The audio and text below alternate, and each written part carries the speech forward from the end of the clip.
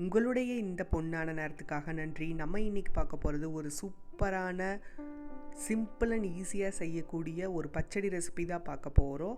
மாங்காய் பச்சடி தான் பார்க்க போகிறோம். வாங்க எப்படி செய்கிறதுன்னு பார்க்கலாம்.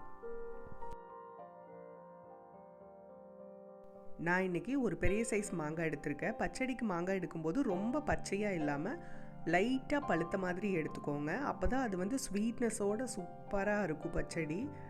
இந்த மாதிரி கட் பண்ணி பார்த்தோம்னா லைட்டாக எல்லோவாக இருக்கணும், ரொம்ப பழுத்துறக்கூடாது. ரொம்ப பழுத்துருச்சுன்னா நம்ம துருவும் போது துருவ முடியாது. லைட்டாக மட்டும் பழுத்த மாதிரி பார்த்துக்கோங்க.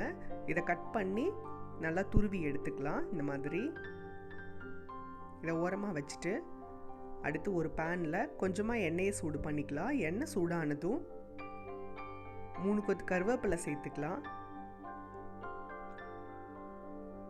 சேர்த்துட்டு இதை ஒன்ஸ் வதக்கிட்டு இது கூட ஒரு கட்டை பூண்டு இப்படி உள்ள சேர்த்துடலாம். சேர்த்து இதையும் ஒன்ஸ் வதக்கிட்டு 1/2 ஸ்பூன் வெந்தயம், 1 ஸ்பூன் சீரகம், 1 ஸ்பூன் கடுகு சேர்த்து இது எல்லாத்தையும் நல்லா வாசனை வர வரைக்கும் வறுத்து எடுத்துக்கலாம். கடுகெல்லாம் இந்த மாதிரி வெடிக்கும். அந்த ஸ்டேஜில் நம்ம ஸ்டவ் ஆஃப் பண்ணி ஆற வச்சு ஒரு மிக்ஸி ஜாருக்கு மாற்றிடலாம்.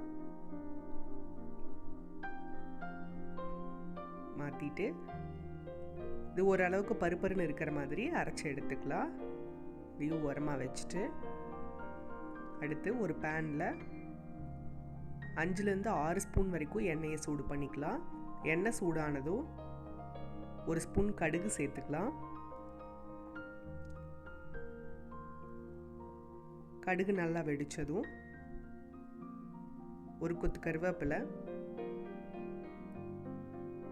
அடுத்து நம்ம துருவி வச்சிருக்கிற இந்த மாங்காயை உள்ள சேர்த்துக்கலாம்.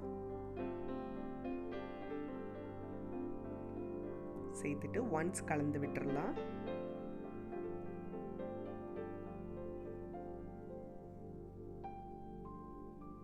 தேவையான அளவு உப்பு சேர்த்துக்கலாம். நல்லா கலந்துட்டு ஒரு மூடி வச்சு ஒரு 5 நிமிஷம் போல் நல்லா வேக வைக்கலாம். அப்பப்போ ஓப்பன் பண்ணி கலந்து விட்டுக்கலாம். 5 நிமிஷம் கழித்து நம்ம ஓப்பன் பண்ணி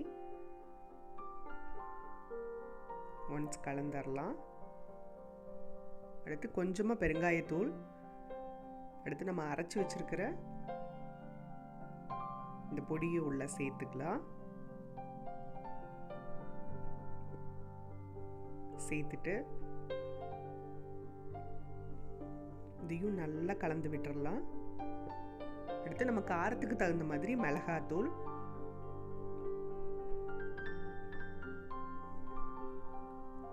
சேர்த்துட்டு ஒன்ஸ் நல்லா கலந்துட்டு தேவையான அளவு தண்ணி விட்டுக்கலாம். தண்ணி விட்டு திருப்பி மூடி வச்சு நம்ம நல்லா வேக வைக்கலாம். நல்லா தண்ணியெல்லாம் ஓரளவுக்கு ட்ரை ஆகி நல்லா கொதிக்கிற அளவுக்கு நம்ம வேக வச்சுட்டு ஸ்டவ் ஆஃப் பண்ணிக்கலாம். இப்போ பார்த்தீங்கன்னா நம்மளோட சூப்பரான மாங்காய் பச்சடி ரெடி ஆயிடுச்சு. இதை நல்லா ஆற வச்சு ஒரு கண்டெய்னரில் ஸ்டோர் பண்ணிட்டோம்னா 10 நாள் வரைக்கும் கெடாது.